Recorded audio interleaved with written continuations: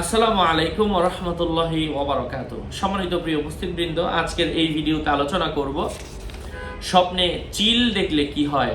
আলোচনা বুঝতে সাথেই থাকবেন। যারা এখনো চ্যানেলটি সাবস্ক্রাইব করেননি, সাবস্ক্রাইব করতে ভুলবেন না। ভেরিফাই চ্যানেলের ডেসক্রিপশন বক্সে ক্লিক করলে আমার পেজ এবং আইডি আসবে। এটা ছাড়া আলাদা অন্য কোনো ধরনের পেজ নেই, আইডি নেই, ইমো নেই, হোয়াটসঅ্যাপ নেই, টিকটক নেই। নাম ছবি দেখে বিভ্রান্ত হওয়া যাবে না। প্রত্যেক ভিডিওতে আলাদা আমি সাবধান করি, সতর্ক করি।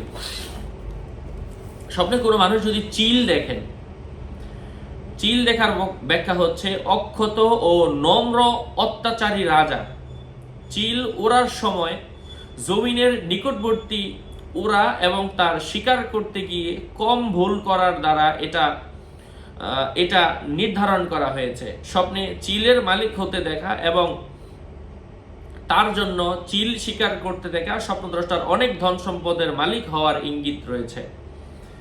বুনো চিল স্বপ্নে দেখা তার জন্য কোনো স্বীকারও করে না এবং তার অনুকূলেও চলে না। সে এটিকে ধরতে দেখা তার একটি ছেলে সন্তান নিবে এবং প্রাপ্তবয়স্ক পৌঁছার পূর্বেই ক্ষমতাবান হবে। ওই চিলটিকে তার কাছ থেকে ওই অবস্থায় চলে যেতে দেখলে তার একজন মৃত সন্তান জন্ম নিবে এবং সুস্থ ছেলে জন্ম নিলেও সে কদিন পর মারা যাবে। চিলের বাচ্চা স্বপ্নে দেখা স্বপ্নদ্রষ্টার সন্তানের আলামত বুঝতে হবে।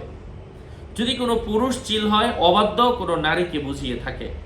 কারো মতে চিল স্বপ্নে দেখা চোর, ডাকাত, ছিনতাইকারী এবং ওই ভালো বিষয়কে বন্ধুদের থেকে গোপনকারীর লক্ষণ। সারস পাখি দেখলে স্বপ্নদ্রষ্টা সমাবেশ প্রিয় হবে।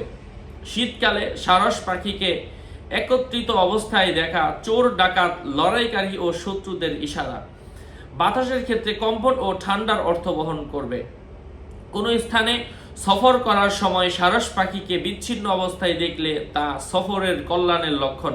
যেমনিভাবে সারস পাখি প্রকাশিত হয় আবার লুকিয়ে থাকে, তেমনিভাবে মুসাফির ব্যক্তির সারস পাখি দেখা সফর থেকে আগমন করার অর্থ বহন করে।